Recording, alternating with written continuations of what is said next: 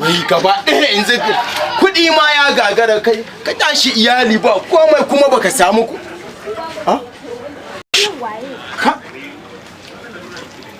to wannan Allah ne ya bani ko kun ga dai kuɗi fa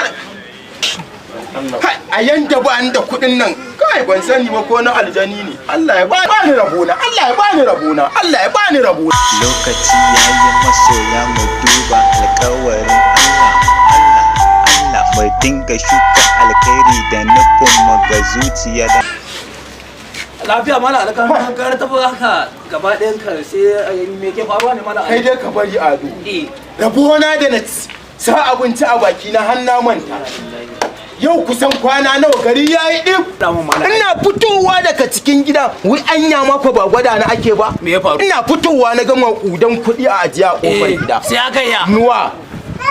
dauka dan mahaukaciya ina ne ni na sani ko kuɗin aljani ne ba dauka ai gale su ne inna lillahi to ai kawo kanka